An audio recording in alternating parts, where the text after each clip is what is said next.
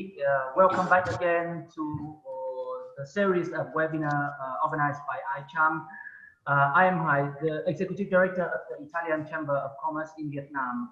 And today we are here to introduce to you a very specialized new material 100% made in Italy and organized by the top high-tech technology of the Italian producer FB Innotech. Xin chào tất cả các bạn và chào mừng các bạn đã quay trở lại với buổi hội thảo webinar tổ chức bởi ICHAM ngày hôm nay. Và ngày hôm nay chúng ta sẽ cùng nhau tìm hiểu về một loại nguyên vật liệu mới mà sau đó thì diễn giảng ngày hôm nay của bên tập đoàn FB Innotech sẽ giới thiệu với chúng ta là một cái nguyên vật liệu sẽ được sử dụng rất nhiều trong ngành công nghệ automotive cũng như là công nghệ hàng không và cả về nội thất. Well, and the language organized today will be bilingual in English and with translation in Vietnamese. So our speaker, Mr. Andrea Pinocchiaro, will speak in English, and later then will be the interpreter from ICHAM to provide you the translation into Vietnamese for those who are not able to follow our webinar in English. Vâng, và tôi cũng xin nói sơ qua một chút về series của webinar của ICHAM. ICHAM là phòng thương mại và công nghiệp Italia tại Việt Nam như tất cả chúng ta cũng đã biết, và luôn tổ chức và trong 2 năm gần đây đã tổ chức những cái buổi hội thảo webinar để giới thiệu những nền tảng công nghệ mới nhất, những cái nguyên vật liệu tốt nhất hoặc là những sản phẩm mà nó mang cái tính high-tech nhất, đặc biệt nổi bật nhất của ngành công nghiệp Italia để hướng tới thị trường của Việt Nam và hướng tới những đơn vị nhập khẩu phân phối cũng như là những doanh nghiệp của Việt Nam đang tìm những đối tác tiềm năng tại Italy.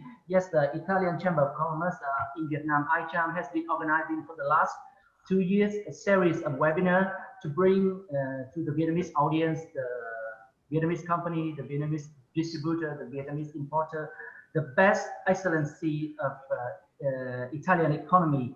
So we're talking about the most innovative material, we're talking about the most innovative product or the most innovative platform. So all of these Italian excellencies, we, ICHAM, try to bring to you, to the Vietnamese company, the best Italy can offer to push more the collaboration between the Italy, economically speaking, between Italy and Vietnam. Vâng, và trong buổi nói chuyện ngày hôm nay thì chúng tôi sẽ giới thiệu về tập đoàn FB Innotech.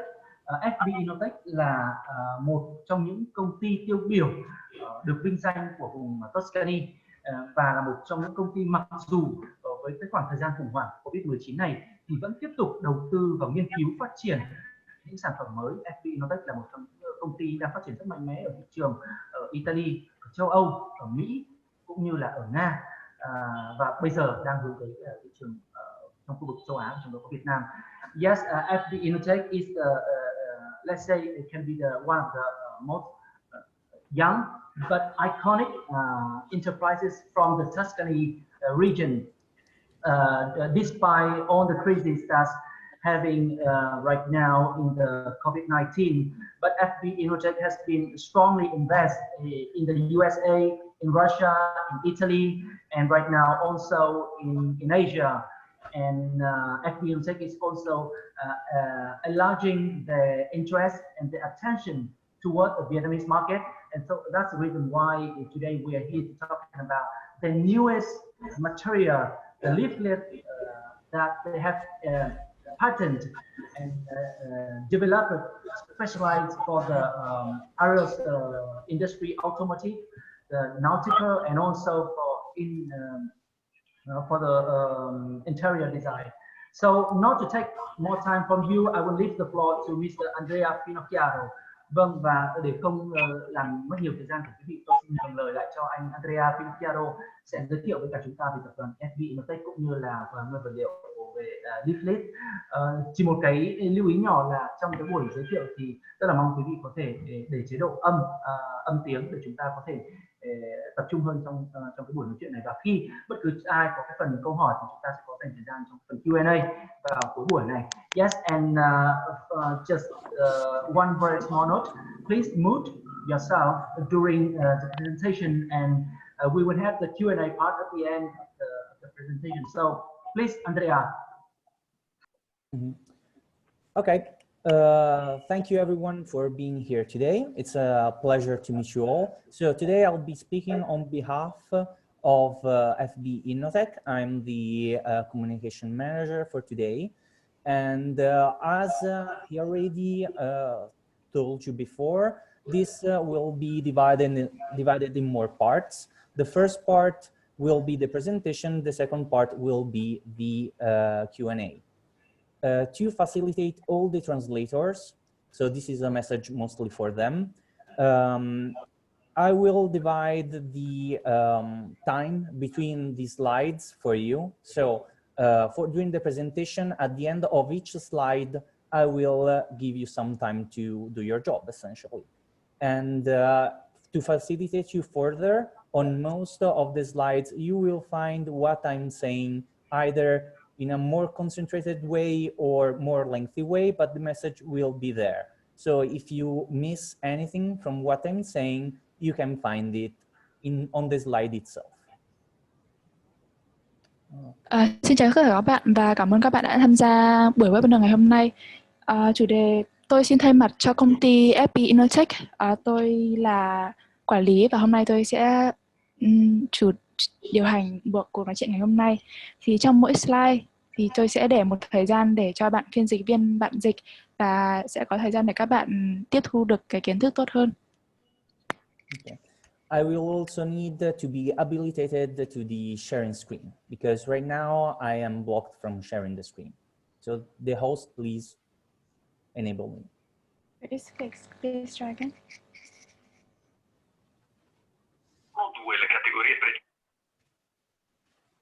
Okay. Okay, so here we go. Welcome to today's presentation. We are here about Leaflat, a product by FB Innotech, which is busy producing coverings destined for our future. Chào mừng tất cả các bạn đến với nội dung của ngày hôm nay. Thì trong webinar này chúng tôi sẽ nói về sản phẩm Leaflat. Đây là một sản phẩm của công ty FB Innotech, lớp lát của tương lai. Okay. So, in 2018, Fabio and Gioacchino Barletta founded FB Innotech SRL, which does covering destined for the future. Everything began in 2013 while visiting Dubai for work purposes, when they noticed how difficult it was to install luxury coverings on the higher floors of the skyscrapers. Indeed, this kind of buildings still pose heavy restrictions on creativity to the excessive weight of materials destined for luxury products. The same can be said about the restrictions for aircrafts, boats, which are heavily dependent on the weight for determining their velocity, workload, and consequently affecting its fuel consumption. Thinking about this, they decided to study a new product, one applicable in all sectors, where satisfying the requirements of lightness and resistance is of the utmost importance.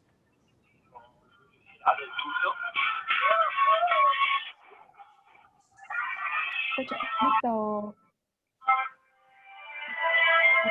năm 2018 khi mà ngài Fabio và anh Gioacchino sáng lập ra công ty FB Innotech. Nghĩa của cái tên gọi này là lớp lát cho tương lai. Câu chuyện bắt đầu vào năm 2013 khi trong chuyến du lịch, trong chuyến công tác đến Dubai, họ nhận thấy được khó khăn trong việc sử dụng các cái tấm lát sang trọng trong các tòa nhà cao tầng, và họ thấy rằng để rất khó để chọn được một vật liệu phù hợp sử dụng cho các tòa nhà cao tầng đó mà có thể vừa đảm bảo được tính năng cũng như là độ bền của sản phẩm cũng như tính thẩm mỹ của nó. So, for the history of how this company was born, let's first talk about the two founders. The first one is Gioacchino Barletta, and in 1979, he started his career in the high fashion industry, through the years collaborating with the most important brands in the field. All these years of experience granted him the know-how necessary to guarantee the highest quality in delivering any request. Về hai nhà sáng lập thì đầu tiên là ông Gioacchino Valletta. Vào năm 1979 thì ông bắt đầu sự nghiệp của mình ở trong ngành thời trang cao cấp, và qua các năm thì ông có được một lượng kiến thức cũng như kinh nghiệm rất dồi dào trong ngành này, cho phép ông có thể thỏa mãn bất cứ yêu cầu nào đối với sản phẩm mà bạn mong muốn. His son, Fabio Barletta, in 2006, shows as a world premiere his first automotive custom project during the Salone dell'Auto di Padova car exhibition. Inside his laboratory, he develops and produces over 60 cars destined both to private clients as well as the main car manufacturers. Thanks to his technical skills and the constant research, in 2014, he conceives a lamination system unique in the world, capable of uniting carbon fiber and cork. Người thứ hai đó là ngài Fabio Barletta. Vào năm 2016 thì ông đã ra mắt thế giới thông qua dự án thiết kế ô tô trong lễ trưng bày xe Salone dell'Auto di Padova. Tại xưởng của mình thì ông đã phát triển và sản xuất ra hơn 60 loại xe dành cho các khách hàng tư nhân cũng như là các nhà sản xuất ô tô lớn. Và nhờ có kỹ năng kỹ thuật cũng như là miệt mài tìm hiểu thì vào năm 2014 ông đã sáng tạo được một hệ thống độc đáo trên thế giới mà có thể kết hợp giữa sợi carbon và cork. So we are here to speak about Leaflat because the union between Gioacchino's experience and Fabio's technological know-how brings father and son to develop the Leaflat, a product capable of revolutionizing all market standards.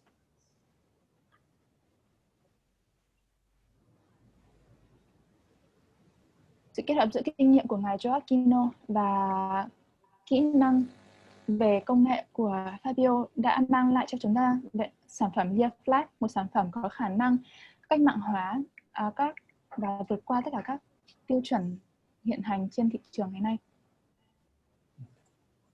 So, as you can see in the picture below, Leaflat is a covering panel obtained from a composite of carbon, resins, and decor materials, with a total thickness that goes from 1 to 2 millimeters and a weight of 1,200 grams per square meters.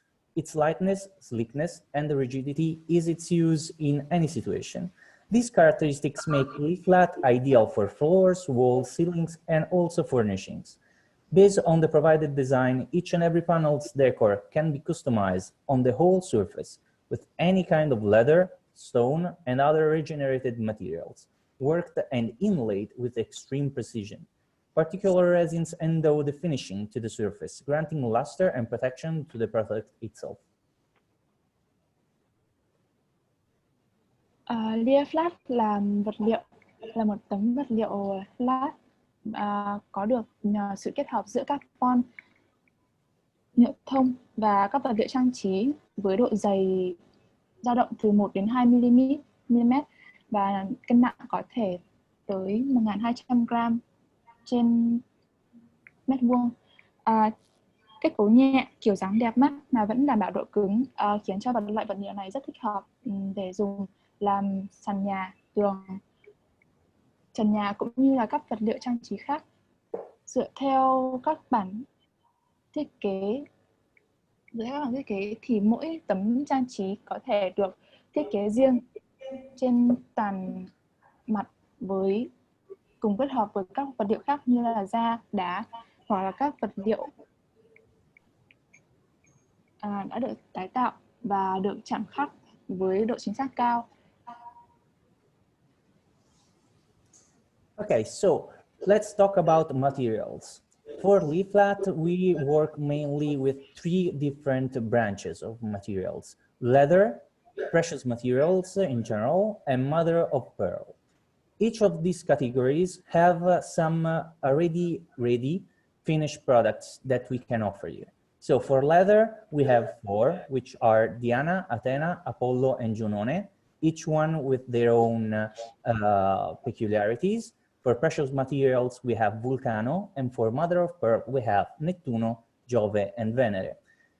After these slides, after this slide in particular, we'll go and see each one singularly with examples of the product itself. Về vật liệu thì chúng tôi có 3 loại vật liệu chính, đó là da, các vật liệu chạm khắc cũng như là ngọc trai. Về mặt da thì chúng ta có 4 sản phẩm là Diana, Athena, Apollo và Juno.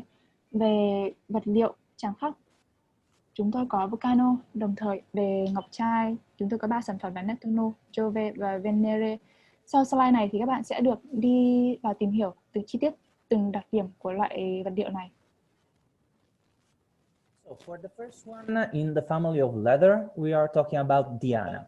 Diana applies to the surface of the laminated carbon panel a leather that's been processed and given a specific pattern or design through the application of reliefs. Of course, as was said before, and it holds true for all the articles we're going to show you, each panel can be customized fully. Vật liệu da đầu tiên đó là Diana, thì là vật liệu này được dùng để khảm và gắn liền với tấm carbon đã được tráng qua, mà tấm carbon này thì thường sẽ được khắc với hoa văn riêng. The second one, instead of relying on reliefs, uses the full potential of embroidery. It's called Athena, and as you can see, it applies embroidery on top of a leather, which can be of almost any kind. Đối với loại thứ hai thì thay vì sử dụng kỹ thuật chạm nổ, chúng tôi sử dụng kỹ thuật thêu dệt, mà trong đó thêu dệt chất liệu leaf này lên tấm da, tạo ra các hoa văn độc đáo khác. Third, in the family of leather, we have Apollo. Apollo, instead of the other two, uses precise laser incision to bring forth the design that was commissioned by the client. The extreme precision of this laser can make possible to utilize very complex designs. Vật liệu thứ ba đó là Apollo. Đối với vật liệu này thì chúng tôi sử dụng kỹ thuật chạm khắc laser, và với loại kỹ thuật này thì các vật liệu có thể được trang trí bằng những loại hoa văn phức tạp nhất có thể. Lastly, we have Junone for the leather. And this one is a different technique as the others, because this one inlays on the same panel different kind of leathers to form a specific either design, pattern, or picture. Đối với Junone thì chúng tôi sử dụng kỹ thuật khảm giáp. Loại da này sẽ được khảm lên một tấm da khác hoàn toàn để tạo ra các hoa văn khác nhau với nhiều màu sắc rực rỡ. For the mother of pearl line, the first one is Neptuno, and it recalls a very classic technique, which is the mosaic. These panels have the hand-laid mother of pearls tassels laid by hand to bring forth the customer's desired design. Đối với vật liệu ngọc trai là Neptuno thì chúng tôi sử dụng kỹ thuật tranh ghép mảnh với những từng loại ngọc trai này. Từng mảnh ngọc trai này sẽ được gắn tay để đảm bảo độ chính xác và đảm bảo thiết kế mà nhà thiết kế mong muốn. Then we have Giove, which is also a kind of mosaic, but has one very peculiar characteristic, because Giove, instead of Neptuno, is a backlighted mosaic. So you can use that effect to personalize a lot your spaces. Khác với vật liệu trước thì đối với Giove, loại vật liệu này được dùng kỹ thuật backlighted, hay là gọi đèn rọi phía sau, và thông qua cái kỹ thuật này thì Jove có thể cá nhân hóa không gian mà bạn mong muốn thiết kế. Lastly, for the mother of pearl, we have Venere, which is a very classic style also, because it uses these mother of pearl tassels and incises them inside of the panel itself. And those can be set both smoothly to have a smooth surface or in a relief series, giving it a profundity. Đối với loại ngọc trai cuối cùng là Venere thì chúng ta có thể sử dụng chạm khắc nổi hoặc là khắc mượt. Đối với loại vật liệu này thì nó sẽ được đưa vào trong tấm leaflat, và thông qua hai cái cách chạm khắc nổi và khắc mượt này thì có thể tạo ra cái độ bề mặt khác nhau. And lastly, before we go on the more technical part of the presentation, we have Vulcano, which is a product obtained by embedding precious materials of various kinds inside the leather that is then applied to the carbon fiber panel. Such precious materials can be of many kinds, like mother of pearl or others, depending on the necessities asked by, well, required by the client itself. Vật liệu cuối cùng đó là Vulcano. Đối với loại vật liệu này thì nó sẽ được gắn lên trên bề mặt của một lớp vật liệu bên dưới. Lớp vật liệu bên dưới này thì có thể là các loại ngọc trai như ta đã đề cập trước đó. Đối với loại này thì lớp Vulcano sẽ được tùy chọn theo nhu cầu của khách hàng. So, going forward to what is indeed leaflet, we must first see where you should use it. Well, the applications are many, but the main four fields of application for this product are either nautical, for furnishings, aeronautics, or architecture. Các ngành mà sản phẩm leaflet của chúng tôi có thể áp dụng được rất rộng rãi, nhưng mà nhìn chung nó chia thành 4 khu vực. Đó là các loại tàu thủy, thứ hai là về đồ vật trang trí nội thất, thứ ba là nội thất hàng không hoặc là kiến trúc. Okay, so going on in the details. For the shape and dimensions of leaflet, it can vary because differently from many other materials, leaflet can change dimensions greatly in thickness, which affects resistance, or length and width. A standard production utilizes the established dimensions for 1200 for 1200 millimeters, but if necessary, different dimensions can be provided. Về kích cỡ cũng như là tầm nhìn thì dựa theo các vật liệu khác nhau thì leaflet có thể thay đổi độ dày, chiều dài hoặc là chiều rộng khác nhau, nhưng mà kích cỡ tiêu chuẩn đó là 1200 x 1200 mm, nhưng mà nếu cần thiết thì kích cỡ này cũng có thể được thay đổi. As far for customization, we already said plentiful times that is entirely customized. Its customization is entirely possible on the whole for surface. In fact, one of the foremost aspects is surely the infinite customizability of the product itself. The client is free to supply any kind of design and request colors and materials to insert into the product itself. The floor and/or coating is capable of taking any shape or dimension desired. The customization of the design or print can take place on one panel or on many consecutive ones, which later will become a single design.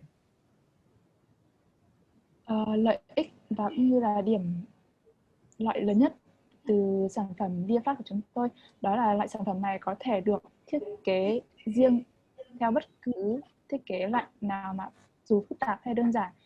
Do sản phẩm có độ bền cao nên là khi mà khắc laser hay là dùng bất cứ kỹ thuật nào thì sản phẩm vẫn luôn có thể giữ được bề ngoài cũng như là đảm bảo được độ bền và tính ứng dụng cao. For minimum weight, we must take in consideration that the most single characteristic of leaflet is that one. So it's certainly its lightness. Thanks to the carbon substrate of any thickness, we obtain meter square weights markedly inferior to any other materials used for covering. Một đặc điểm lớn nhất của Leaflat đó là loại sản phẩm này có trọng lượng rất nhẹ và nhờ có thành phần từ carbon nên là sản phẩm này rất nhẹ và có thể ứng dụng cao, giảm thiểu lượng thải carbon trong quá trình vận chuyển. It also gives maximum resistance. Thanks to the carbon base, leaflet does not present only lightness as a feature, but also great resistance to bending. This unique characteristic makes it possible to use the product both as a structural element as well as a simple covering decor. The resistance allows us to use fragile and light materials like mother of pearl, which would normally not be usable. Đồng thời cũng nhờ có chất carbon mà Leaflat không những nhẹ mà chúng còn rất bền, và đặc điểm này giúp chúng trở thành một sản phẩm vừa có thể là một vật liệu làm thành cấu trúc hoặc thậm chí có thể là một vật phẩm trang trí đơn thuần. Chính độ bền này đã giúp cho chúng tôi sử dụng các vật liệu nhẹ và dễ vỡ như là ngọc trai. Also, its utmost cutting precision is important to say because leaflet materials, colors, and finishes can all be customized. The customization happens in the production phase. Due to the high cutting precision, it is possible to perfectly install the components to form any design. Các vật liệu của Leaflat từ màu sắc đến các hoa văn đều có thể được thiết kế chính xác từ màu sắc mong muốn đến các thiết kế mong muốn, do độ bền cũng như độ nhẹ và khả năng chịu tác động cao, và do sự tính năng áp dụng các thiết kế cao nên là các thành phần của loại Leaflat này có thể kết hợp lại với nhau và tạo thành bất cứ thiết kế nào mà bạn muốn. So for minimum thickness, its thickness is within 1 to 2 millimeters. Leaflet allows the overlay with other pre-existing coverings without affecting the structural weight. This makes it ideal for buildings in seismic areas or to lighten buildings developed vertically, like skyscrapers, for example. Với độ dày chỉ từ 1 đến 2 mm thì sản phẩm Leaflat cho phép áp lên các lớp lát sẵn có mà không gây ảnh hưởng đến trọng lượng kết cấu. Điều này khiến cho sản phẩm Leaflat rất phù hợp với các tòa nhà ở khu vực đông hoặc là để làm giảm bớt trọng lượng đối với các tòa nhà phát triển theo chiều dọc. During the entirety of the production process, from the storage to the application, Leaflet displays a poor environmental impact in virtue of its chemical characteristics and the chosen processes utilized during minimum creation, giving it minimal environmental impact. Sản phẩm Leaflat này cũng có tác động ít đối với môi trường do trong quá trình sản xuất nó không chứa nhiều thành phần hóa học, không cần nhiều thành phần hóa học tham gia vào quá trình sản xuất cũng như là kiến tạo thiết kế. As for safety, a production with this feature can do nothing but warrant for maximum safety.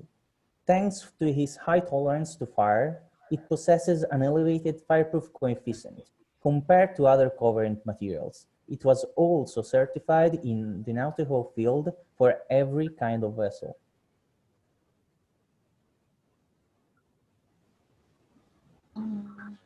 Loại sản phẩm này cũng đặc biệt an toàn do tính chất kháng lửa của vật liệu và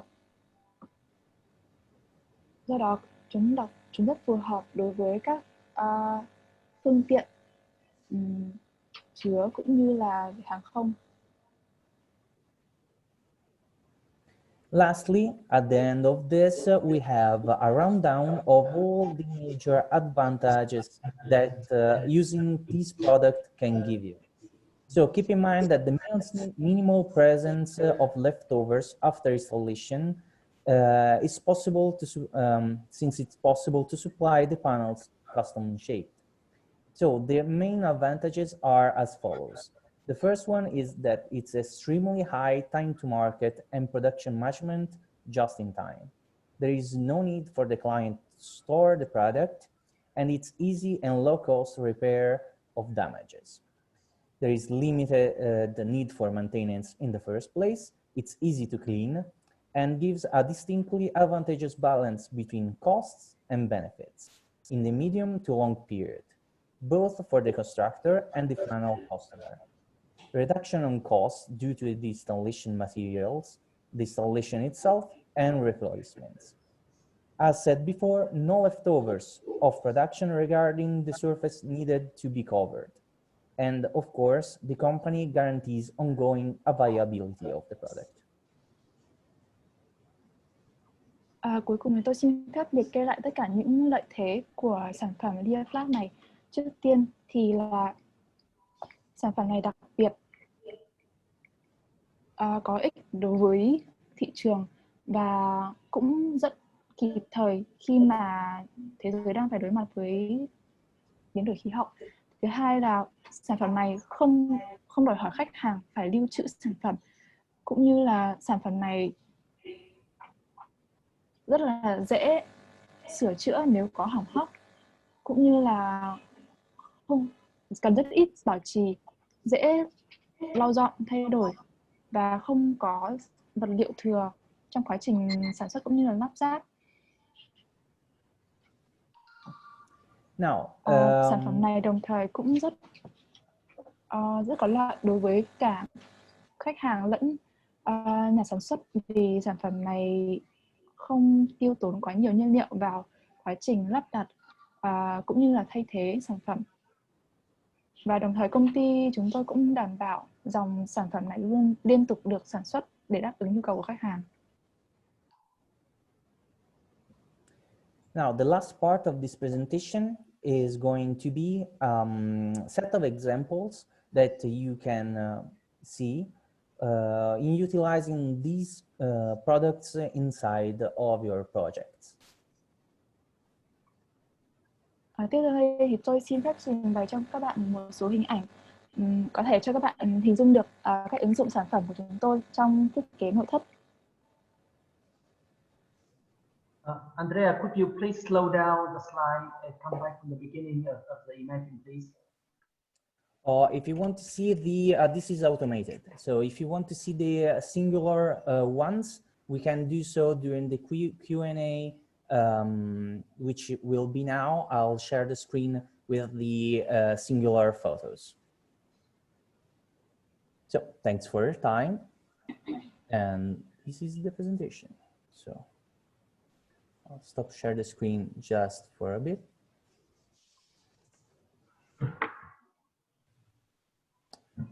Yes, Andrea, thank you very much for your presentation.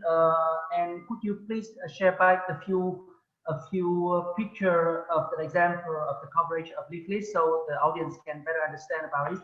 Vâng, anh Andrea, cảm ơn anh về cái bài giới thiệu của anh, và anh có thể làm ơn share lại cái màn hình với một số những cái hình ảnh về cái nguyên liệu vừa rồi được sử dụng như thế nào để cho khán giả có thể hiểu được rõ hơn về cái cách sử dụng nguyên vật liệu này không ạ?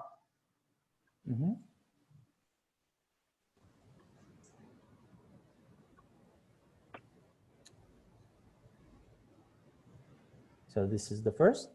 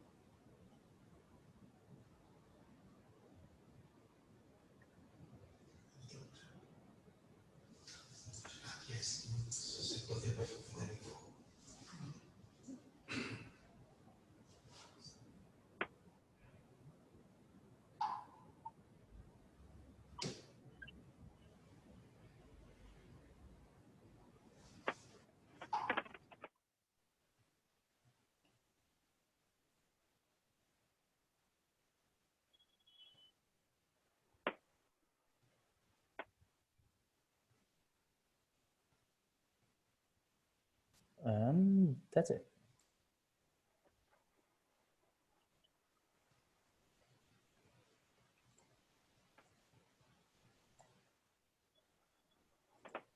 Vâng, và bây giờ đến phần hỏi đáp Q&A thì không biết là trong chúng ta có ai muốn có câu hỏi đầu tiên không ạ? Yes, and thank you Andrea for your very insightful presentation. Right now we will go for the Q&A part. So is any of you want to start with the question, please? Please raise your hand, unmute and make the question, please.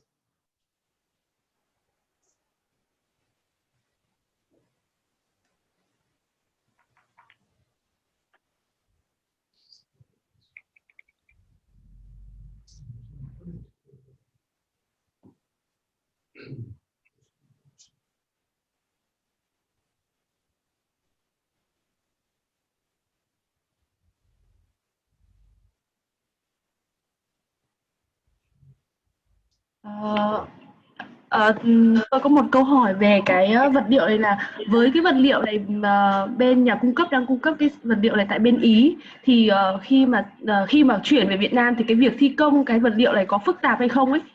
Vì là mình sẽ thấy là nó gồm rất là nhiều phần khác nhau. Vậy thì khi thi công ở thị trường Việt Nam thì mình có cần phải thuê qua một cái đơn vị thi công nữa không? Hay là bên cái vật liệu bên Ý mà khi chuyển về thì mình có thể rất là dễ dàng thi công trên những cái công trình rồi? Cảm ơn ạ.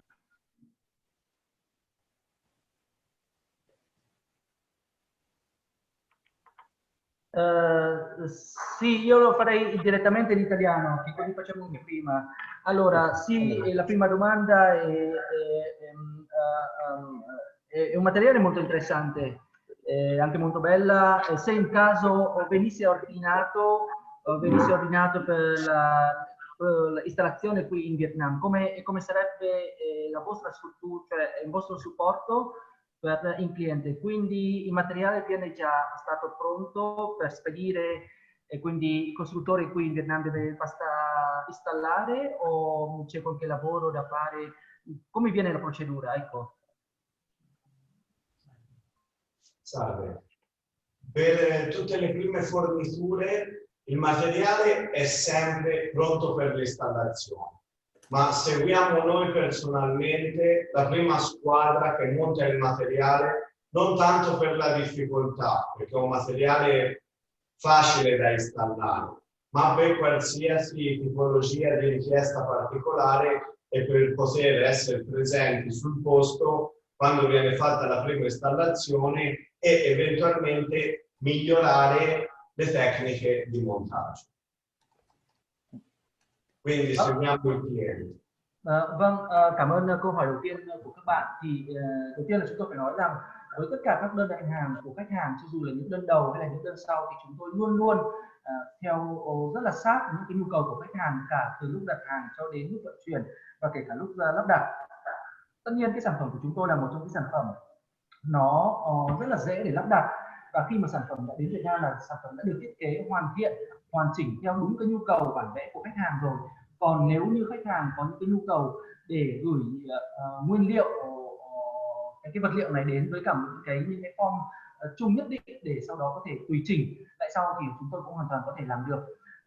Và chúng tôi luôn luôn lắng nghe và đồng hành cùng với khách hàng để làm sao đảm bảo được rằng cái sản phẩm của chúng tôi có thể hoàn thiện được trong những cái lần gửi tiếp theo của khách hàng, hoặc là thậm chí luôn luôn sẵn sàng để can thiệp, để hỗ trợ khách hàng trong trường hợp cần thiết. Vâng, xin mời câu hỏi thứ hai ạ. Yes, is anybody for the next question, please? That would be the helpful for translate from and into English, Italian or Vietnamese into Italian. Nếu như mọi người chúng ta có, vâng, xin mời anh. I would like to ask a question, if that's okay. If no one has asked before. Okay, I will ask in English so for the whole audience to understand. So I saw like a picture with all the progress in a swimming pool, if I recall it correctly. So I wanted to ask, how does the product, relates with humidity and water, especially considering that Vietnam is a pretty humid country? Thank you.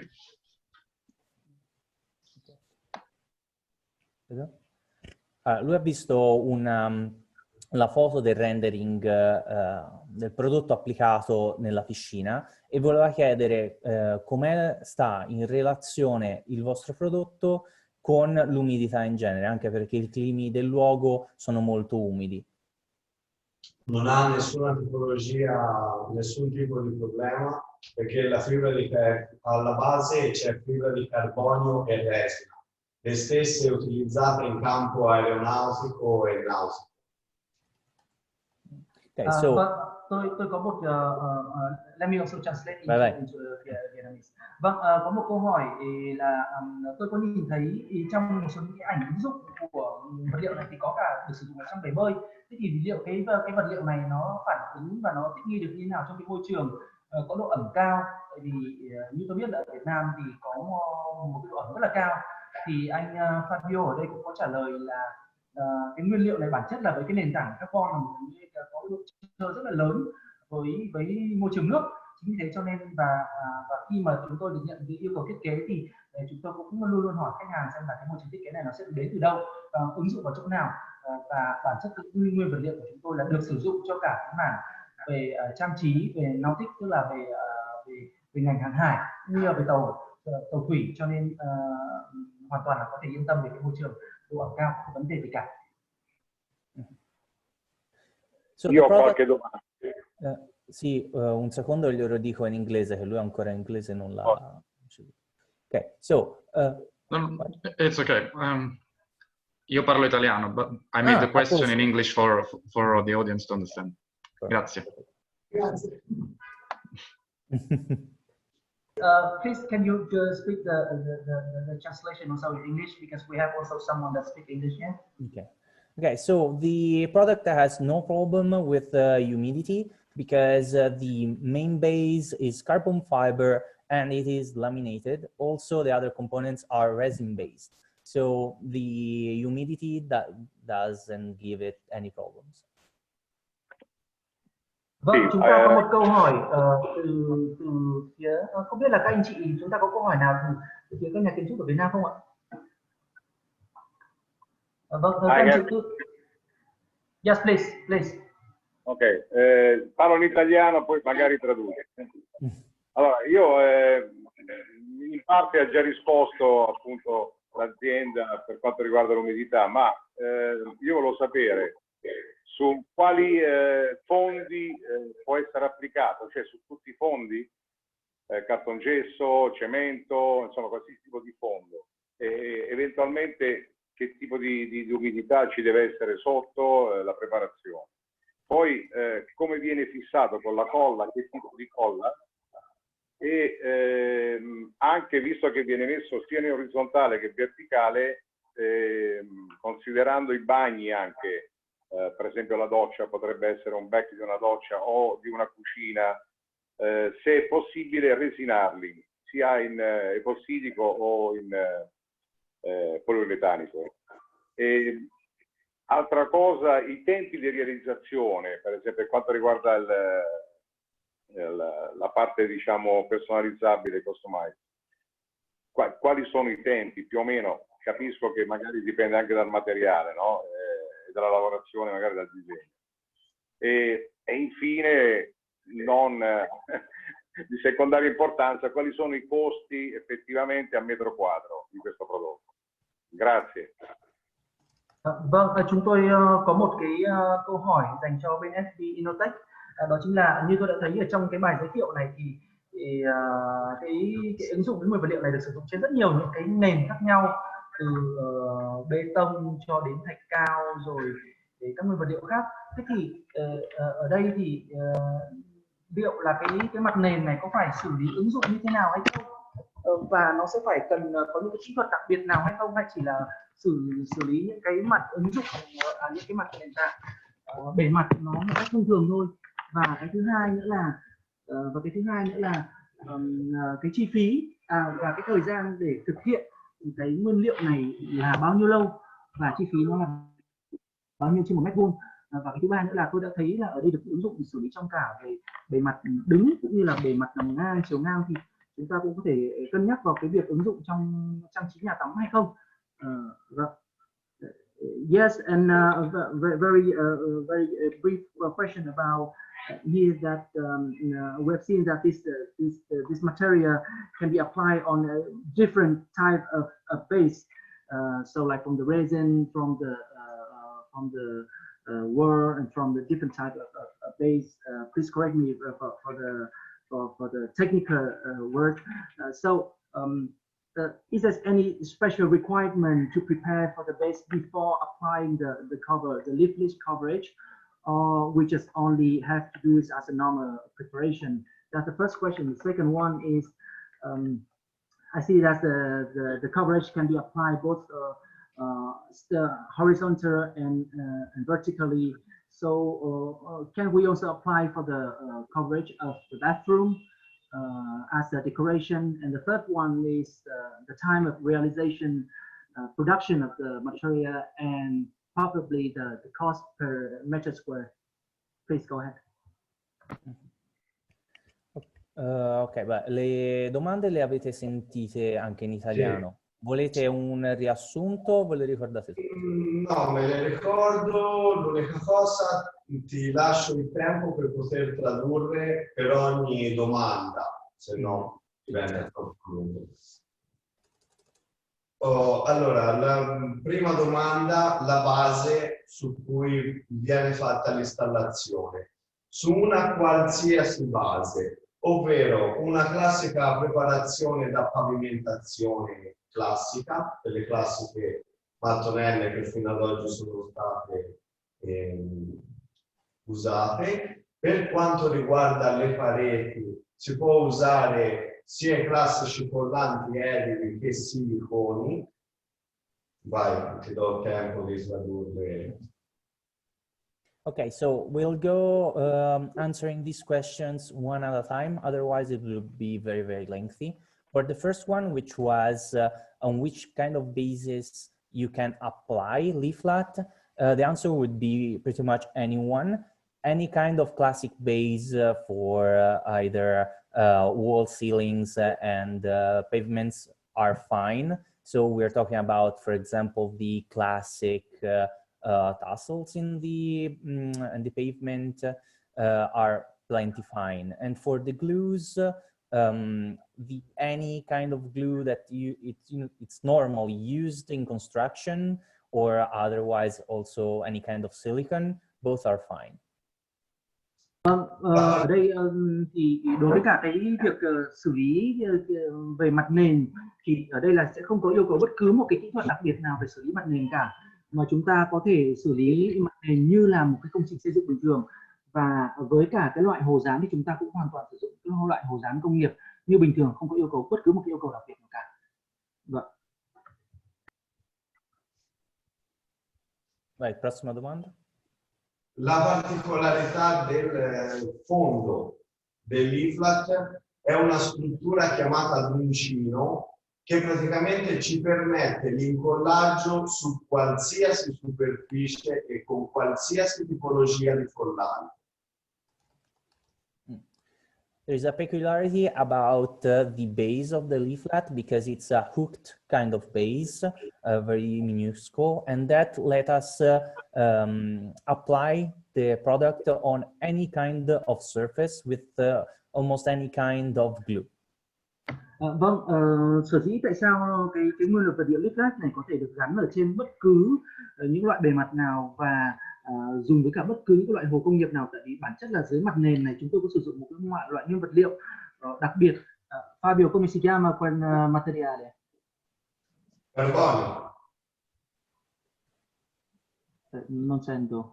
It's carbon. It's carbon. Vâng, cái loại mặt nền carbon này, và chính vì cái carbon này nó có thể được rất dễ được ốp lên tất cả những cái loại mặt nền khác và dùng các loại hồ keo dán công nghiệp khác.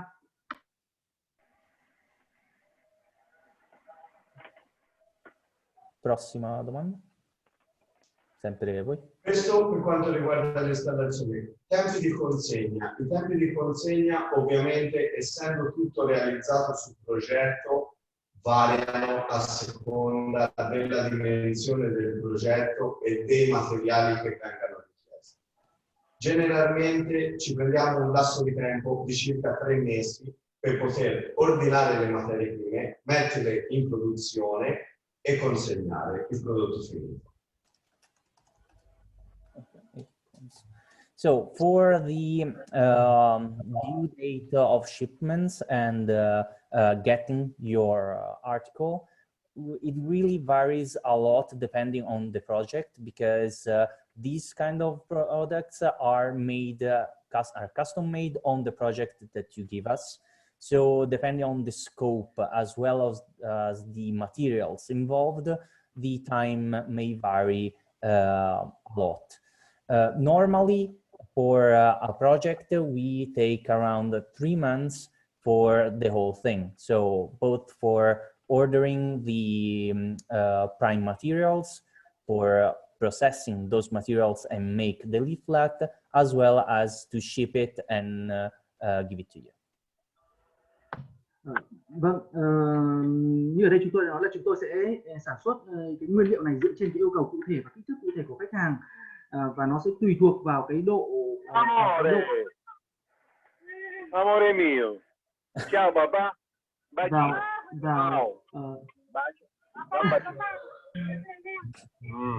Please, per favore, can you move please?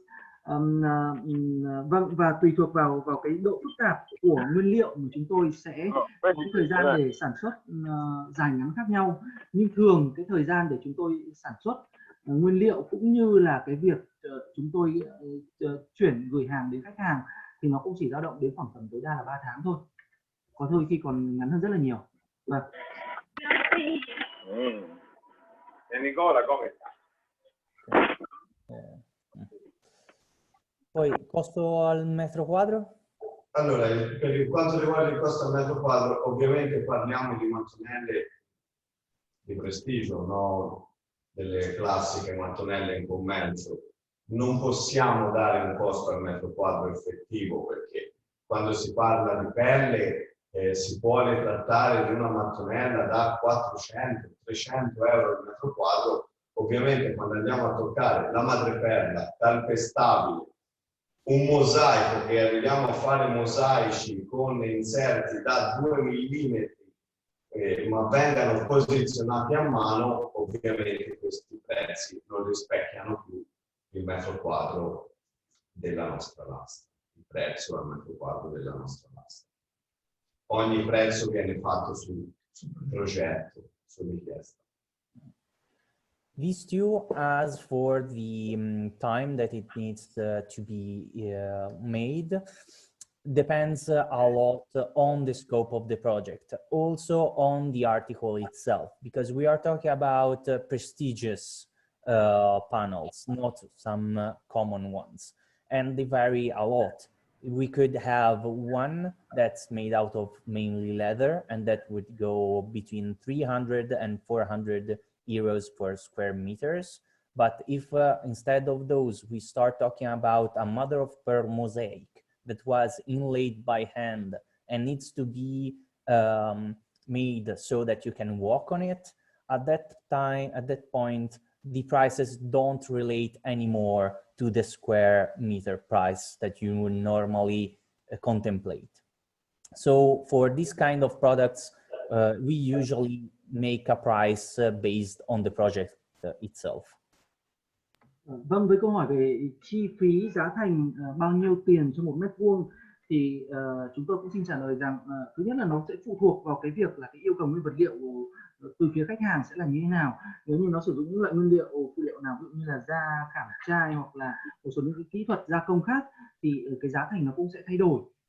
Và chính vì thế cho nên là sẽ rất là khó để đưa ra được một cái giá cụ thể là bao nhiêu tiền trên 1 mét vuông. Tuy nhiên là chúng tôi luôn luôn là cố gắng hỗ trợ tối đa khách hàng về cái việc yêu cầu báo giá, cũng như là để làm sao để cho khách hàng có được một cái sản phẩm tốt nhất với cả một cái giá thành phù hợp nhất với cái nhu cầu sử dụng trong cái dự án xây dựng của họ.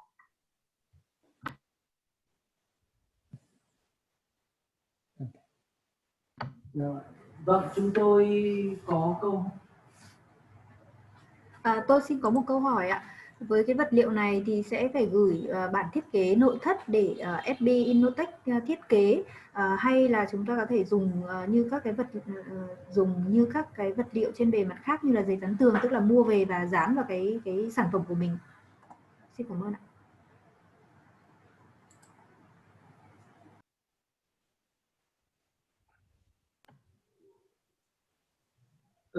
Sì, allora avrei una domanda per quanto riguarda questo tipo di materiali, come il vostro supporto all'architetto durante la parte di progettazione, come viene, cioè, quindi sviluppate insieme leaflet insieme all'interno del progetto dell'architetto, oppure c'è un catalogo, un album, un brochure prefatto per come dire, per elaborare.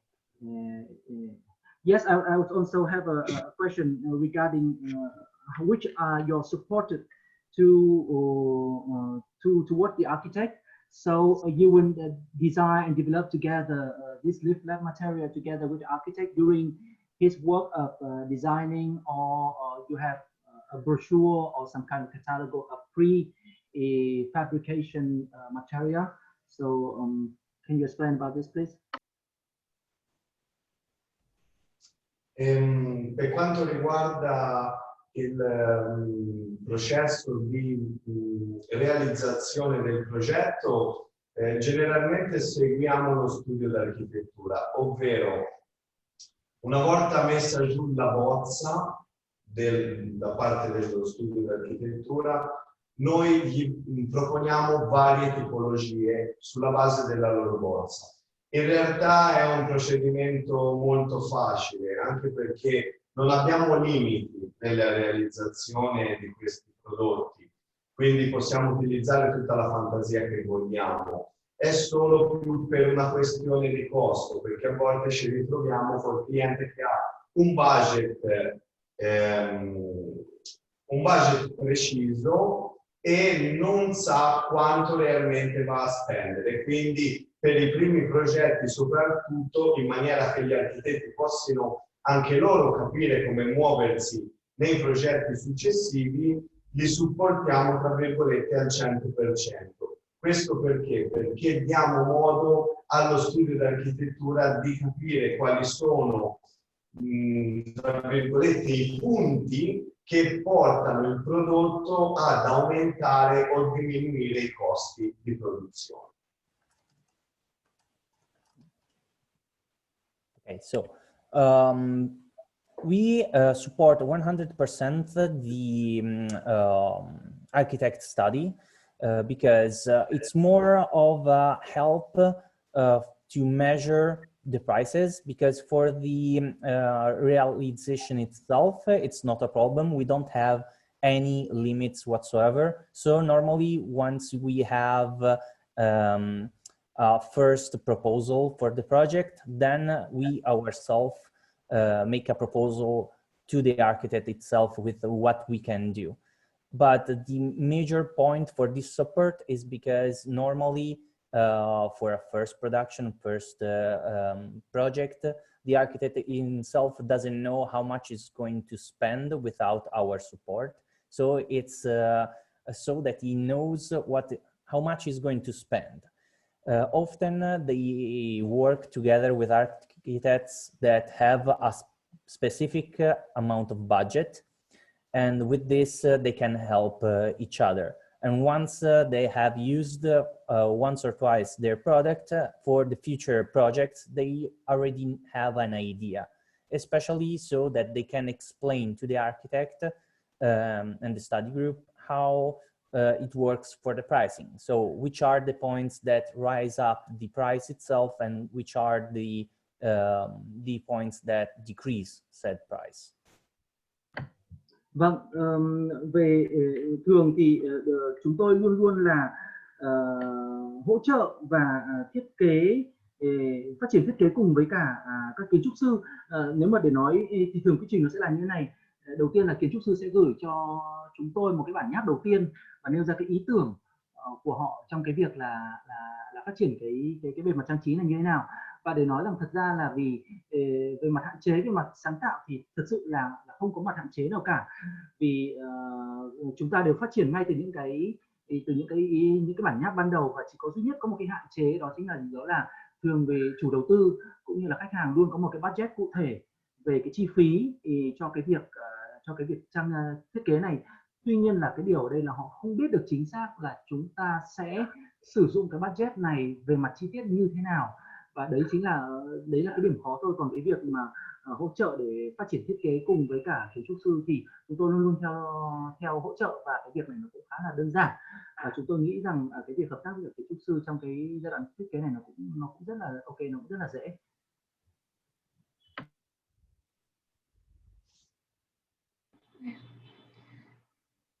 Tôi có một câu hỏi, đấy là FB Innotech có nói là sẽ phối hợp cùng hoặc là cũng hỗ trợ kiến trúc sư trong việc thiết kế.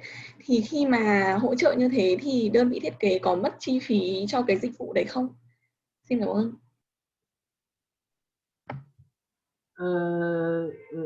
Yes, I would have another question. The FB Innotech just already said that you are providing support for the architect during the design of the project itself, applying this material leaflet. So, if there's any cost for this supporting job? Sì, avrei un'altra domanda riguarda quello che appena avete detto. FB Innotech ha detto che supportate l'architetto nel design e sviluppare il progetto insieme basando sulla prima bozza. Allora, c'è qualche costo per questo lavoro di supporto? C'è qualche impegno finanziario, tra virgolette? No, questo supporto non comporta nessun impegno finanziario. Questo lo facciamo perché ovviamente il nostro, essendo un prodotto nuovo sul mercato, nessun architetto possiamo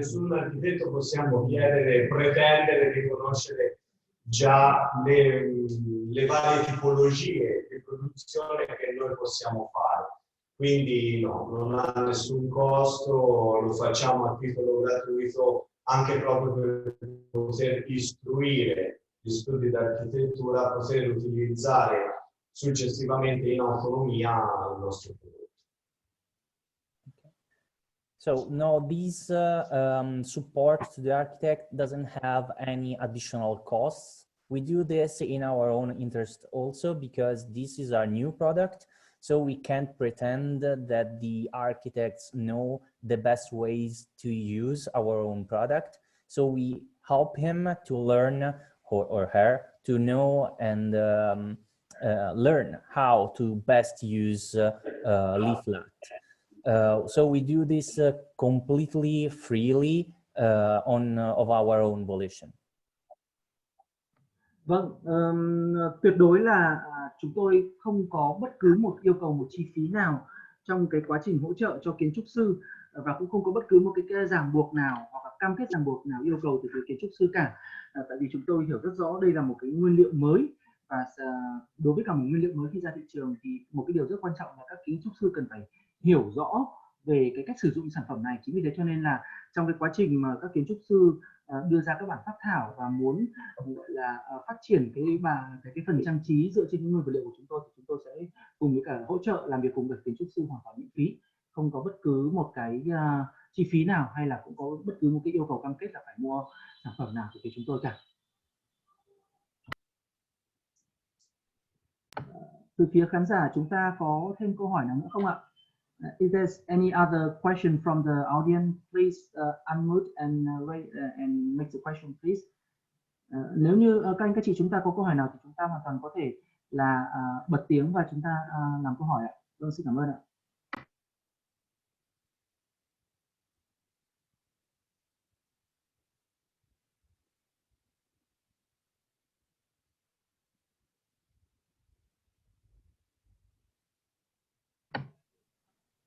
Vâng, tôi xin có một câu hỏi nữa, đó chính là như lúc trước FB Innotech cũng có nói là giữa cái hiện tại FB Innotech cũng đang phát triển rất là mạnh ở thị trường ở châu Âu, ở Ý, ở Nga cũng như là ở Mỹ. Vậy thì liệu các ông nhìn thấy cái tiềm năng gì của cái nguyên vật liệu này tại thị trường Việt Nam? Sì, avrei un'altra domanda. All'inizio avete detto che state crescendo molto forte negli Stati Uniti, in Russia, in Italia, e ora allargate anche per il mercato vietnamita. Vedete qualche potenzialità in questo mercato? Le potenzialità sono su tutti i mercati, perché fino ad oggi il cliente era abituato a scegliere ciò che è in commercio. Da oggi il cliente si può permettere di decidere il proprio arredamento, ovvero avere un qualcosa che solo lui ha. Oltre a questo, ovvero la parte visiva del prodotto, abbiamo una forte richiesta per quanto riguarda la facilità di installazione, per quanto riguarda edifici dove hanno problemi di pesi, ma soprattutto viene visto come un prodotto diciamo è un po' più complessa la spiegazione di questo particolare. Si spiega meglio con un esempio.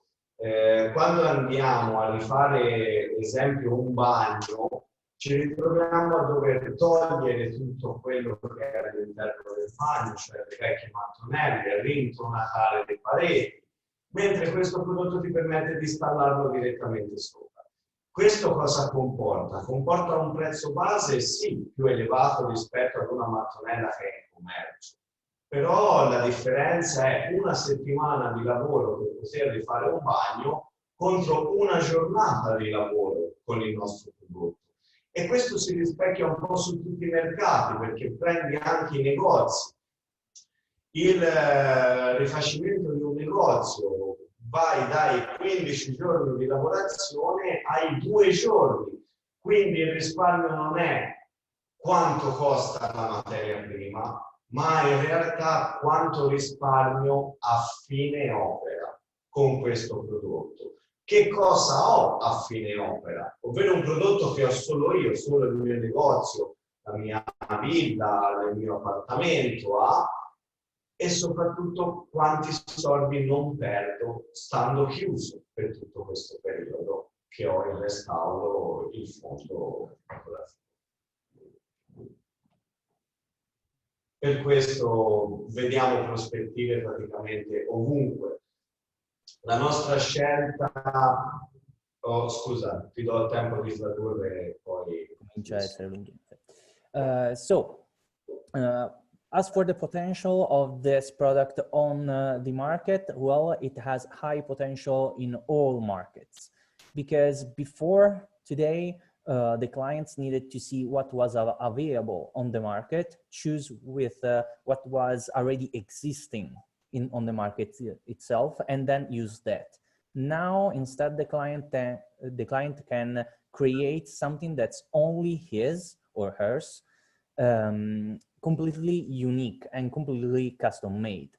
We have mostly a strong request for this product for other reasons, though. Those reasons are for the ease of installation, as well as for solving the problems many architects have when they need to decor buildings with problems for the weight, because this is, since it's very light, they can avoid these problems. And the last thing that really makes our product a success requested is easier said with an example. So if you need to renew a bathroom, for example, you'll need to remove everything you have on the walls, on the ceiling, everything. And that will take time. Earlier, they needed to spend 1 whole week with the work team to completely empty the bathroom and then do the work. Leaflat instead let them start the work directly on the old decor and furnishing. So this turns 1 week worth of work together with a team to just 1 day. And this applies not only to bathrooms and apartments, but also on shops that you have. So this, if you need to renew a shop, instead of taking 2 weeks because you need to empty everything out, you can just take a couple of days. And this will let you spend a lot less. Of course, this means that the product itself has a higher base price point. But you don't have to just, well, yeah, you shouldn't just look at that price, but you should also look at what you're not spending, because each day that you can keep your shop open instead of working on the inside of it, those are days that you can sell. And so those are less expenses you have. Vâng, đối với cả thị trường Việt Nam thì chúng tôi cũng thấy rằng không chỉ riêng thị trường Việt Nam mà chúng tôi thấy tiềm năng ở rất nhiều các thị trường, và Việt Nam cũng không nằm ngoài những ngoại lệ này. Có một điều tôi phải nói rằng trong những năm gần đây chúng tôi thấy có tức là từ trước đến giờ thì khách hàng vẫn luôn quen với việc là mua những cái sản phẩm đã có sẵn ở trên thị trường và họ chỉ là người lựa chọn. Tuy nhiên trong những năm gần đây thì đang phát triển mạnh một cái xu hướng mới, đó chính là khách hàng muốn lựa chọn một cái gì đó mà nó chỉ của riêng họ có, và nếu như cái nguyên liệu mới này chỉ của riêng họ có mà vẫn đáp ứng được về cái tiêu chí về giá thành, về độ thẩm mỹ và về tốc độ để thực hiện dự án thì tại sao lại không? Tôi cũng lấy thêm một cái ví dụ nữa, đó chính là khi chúng ta cần phải làm mới một cái phòng tắm chẳng hạn, thì thường đối với cả những quy trình cũ là chúng ta sẽ phải gỡ bỏ toàn bộ tất cả những thứ trong cái phòng tắm đó ra, và sau đó chúng ta bóc gỡ hết toàn bộ tất cả những cái phần ốp phía trước, như là phần gạch rồi phần tường, tất cả các thứ, thì thường công việc này nó mất khoảng tầm 1 tuần. Nhưng trong khi với cả nguyên vật liệu này thì tất cả những công việc đó là chúng ta không cần phải làm, chúng ta hoàn toàn có thể tiết kiệm được thời gian và chỉ làm trong đúng 1 ngày là chúng ta có được một cái phòng tắm hoàn toàn mới. Thế thì cái việc mà chúng ta cần nhìn ở đây không phải là cái việc là chúng ta tiêu hết bao nhiêu, một cái quan trọng là tổng cái chi phí dành cho dự án là chúng ta tiết kiệm được bao nhiêu tiền, thì đấy mới là cái điều quan trọng. Cũng giống như là khi mà chúng ta có một loạt tất cả những nhà hàng mà chúng ta cần làm mới thì chẳng hạn, khi mà chúng ta cần phải đóng cửa nhà hàng để trang trí lại những cái nội thất thì từng câu chuyện này nó cũng sẽ phải kéo dài đến tận 2 tuần. Thì nếu như mà chúng ta chỉ cần phải làm trong có 1-2 ngày cho mỗi một cửa hàng thì 1-2 ngày đó là một cái 2 ngày chúng ta tiết kiệm được, để những ngày còn lại chúng ta hoàn toàn có thể chúng ta mở cửa hàng chúng ta bán. Thì đấy cũng là những cái chi phí, những cái tiết kiệm chi phí mà chúng ta cần phải tính tới, và đấy cũng chính là những cái điểm mạnh của chúng tôi.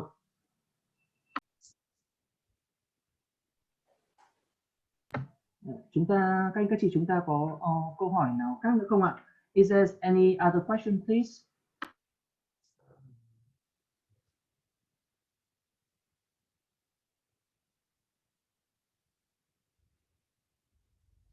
Vâng, chúng tôi có nhận được thêm một cái câu hỏi nữa, đó là về Việt Nam và Hiệp định Thương mại Tự do EVFTA cũng đã đi vào có hiệu lực, thì cái sản phẩm này cái thuế nhập khẩu của nó có được giảm hay không, và cái mã thuế hải quan HS code của nó là cái gì ạ? Yes, we just received another question. Is right now the free trade agreement between Vietnam and the European Union has been come into force, and does your product be exempt from the import tax, and what is your HS code for this? Sì, abbiamo ricevuto un'altra domanda. Siccome accordo libero commercio tra l'Unione Europea e Vietnam è entrato in vigore da poco più di un mese, quindi il vostro prodotto è stato assentato dalle tasse di importazione, quali sono i vostri codici doganali, cioè HS code? Non ti sei capito,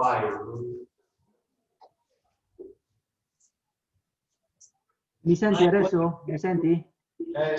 Sì, ora sì, si sentiva male. Ok, no, l'accordo libero commercio tra Vietnam e l'Unione Europea è entrato in vigore da poco più di un mese, quindi il vostro prodotto anche qui viene assentato dalle tasse di importazione e se sì, quali sono i vostri codici doganali, quindi HS code.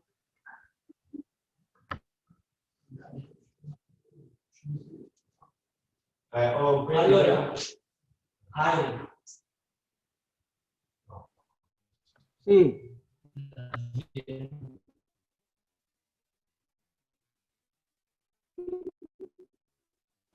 E non ti si capisce, scattate tantissimo.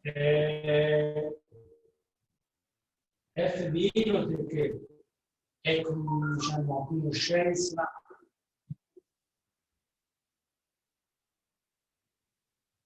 non ti si sente, molto a scatti.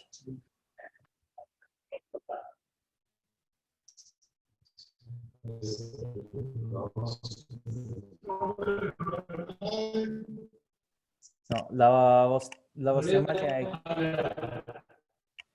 Rispetto alla domanda che ha fatto Ari, noi ci abbiamo anche te.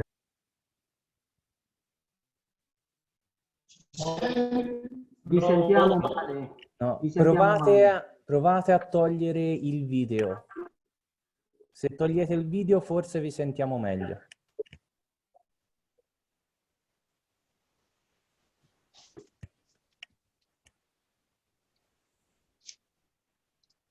Vai. vi sentite meglio ora?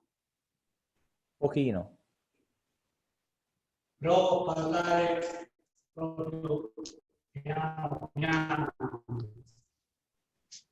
Rispetto alla domanda che ha fatto Are, non senti? Sì, un po' a scatti, ma più o meno ti capisco. Allora, FD è consapevole e a conoscenza del nuovo accordo EFTA tra Unione Europea e Vietnam. Questo è stato anche valutato da FD un ottimo progetto fatto dall'Unione Europea istituzionale per cercare anche di presentare ed essere competitivi in tutti i mercati in questo preciso momento del Vietnam. FD Inotech nel mese di agosto ha iniziato una serie di progetti ed investimenti nella sede attuale per quanto riguarda la costruzione di uno showroom museo, sia investimenti in progetti in ambito aeroportuale e nautico. Questo per essere pronti dai fine settembre, primi di ottobre, anche sulla ricerca e l'unificazione di tutti i codici doganali che servono all'azienda per essere, diciamo, in competizione e al tempo stesso in contatto con gli operatori esteri. Quindi per quanto riguarda i codici doganali stiamo aspettando di identificare il codice doganale di FD Inotech in merito a tutti questi progetti che abbiamo portato avanti. Okay. So for this question, right now, Tech knows about this agreement with between the European Union and the Vietnam, and they have the full intention of staying competitive in this market. Still, right now, they are investing heavily on a showroom as well as a possible museum. And they started working on this at the start of the month of August. And right now they are informing themselves about how best to approach this and identify the best code for this kind of enterprise. So right now this is in the works.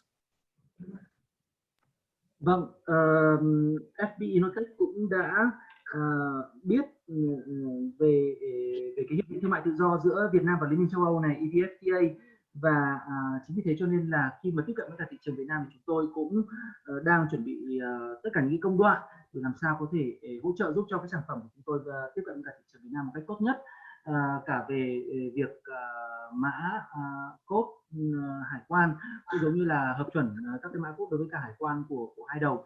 Thì khi mà có những cái yêu cầu cụ thể về những cái loại nguyên vật liệu của khách hàng thì chúng tôi cũng sẽ cung cấp cái mã code hải quan này, và đồng thời cũng có thể giúp khách hàng để check chéo xem là cái nguyên liệu này thì nó có được miễn thuế hay là giảm thuế hay không. Nhưng mà theo cái thông tư của Tổng cục Hải quan về các cái nguyên vật liệu trong ngành nội thất thì phải đến hơn 90% là các sản phẩm của chúng tôi là được giảm hoặc là miễn thuế nhập khẩu của thị trường Việt Nam.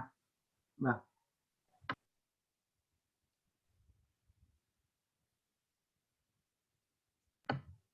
Không biết là chúng ta còn có câu hỏi nào khác không ạ? Is there any other question for regarding our speaker?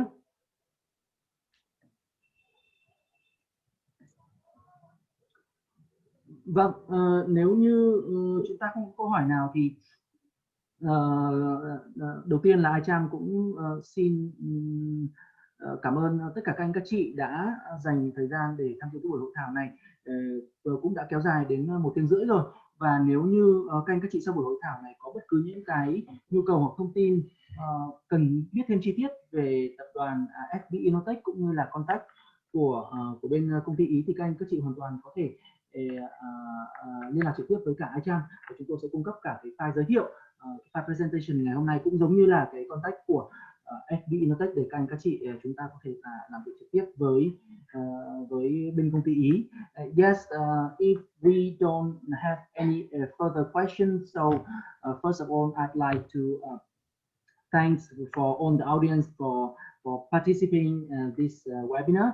It has been 1 hour and a half since we began, and also thank you for the speaker from FB Innotech and Ms. Andrea for having us today with a very insightful presentation. If any of you want to have the further discussion or further detail about the leaflet material and the FB Innotech themselves, please contact us, and we'd love to share the 5 presentation today and the contact of FB Innotech, so you could contact directly with the company. Non so, Andrea, se vuoi.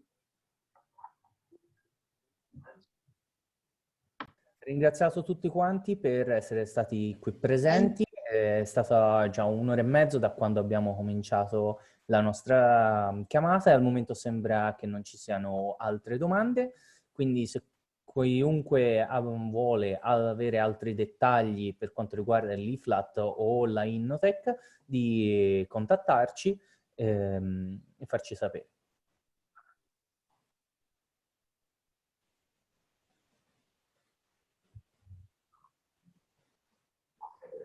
Về phía FB Innotech không biết là Joaquino hoặc Fabio. Sì, yes.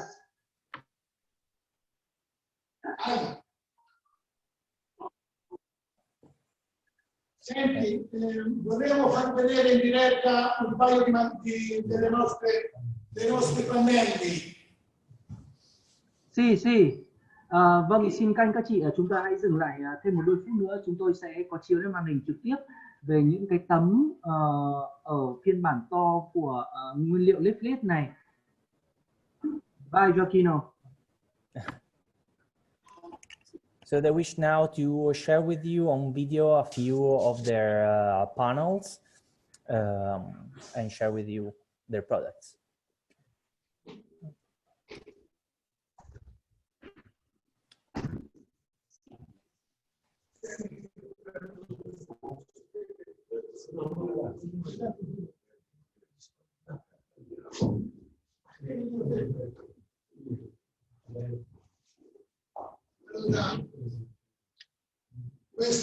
Questo pannello Aspetta un attimo Gioacchino, la vostra immagine è ferma, non vediamo pannello.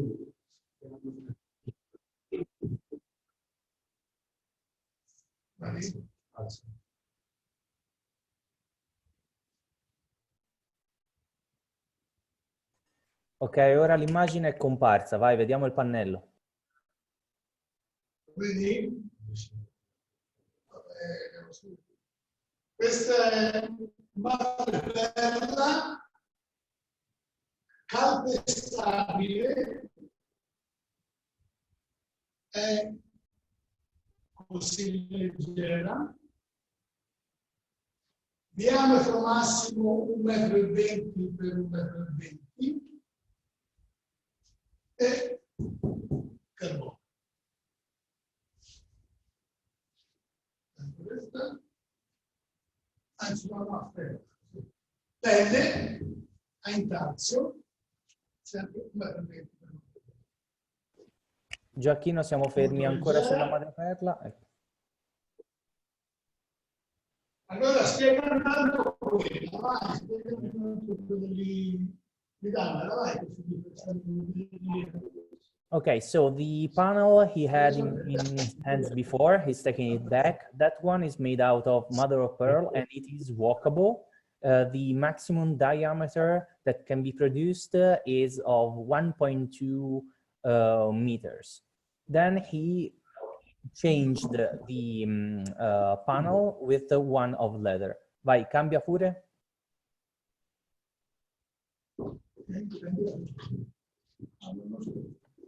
Vâng, như các bạn cũng đã nhìn thấy ở cái tấm panel đầu tiên là một cái tấm panel được khảm chai dùng để lát sàn và hoàn toàn là có thể dẫm lên được. Chúng ta hoàn toàn có thể để trên sàn nhà và chúng ta đi lên được. Còn cái tấm thứ hai mà anh Gioacchino đang cầm ở đây là được làm bằng da, có bọc trên carbon.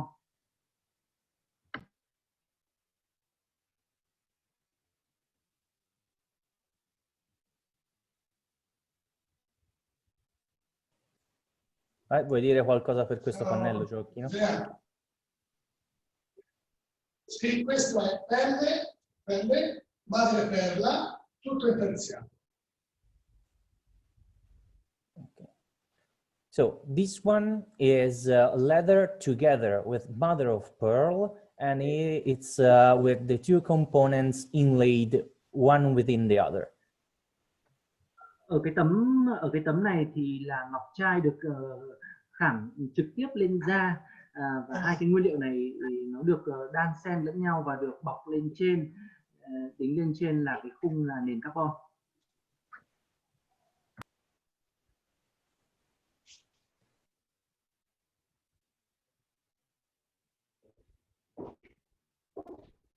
Ok, c'è un'altra.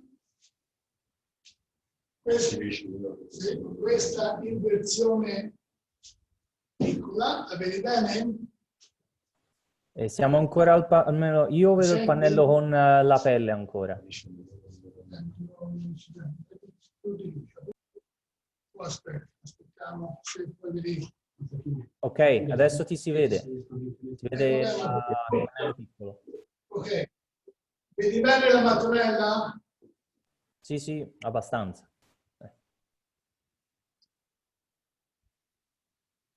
Prova ad andare un po' più vicino se vuoi far vedere i dettagli. Sì, perché queste cose che si veda la mattonella. Ok? Si vede? Molto meglio, molto meglio. Ok, allora, pelle laserata con intarsi di madreperla, nel centro polvere di diamante da 1 carato al centimetro quadro.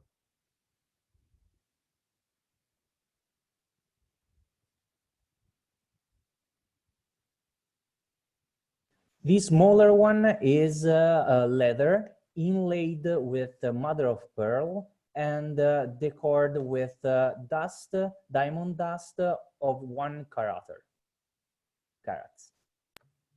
Với cái tấm gạch này thì là tấm gạch được phủ da và được đính với ngọc trai và có phủ thêm cả bụi bột kim cương nữa.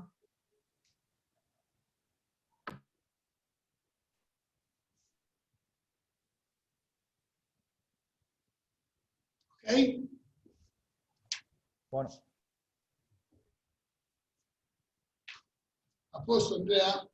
Sì, a posto. Mi senti? Ok, possiamo salutare.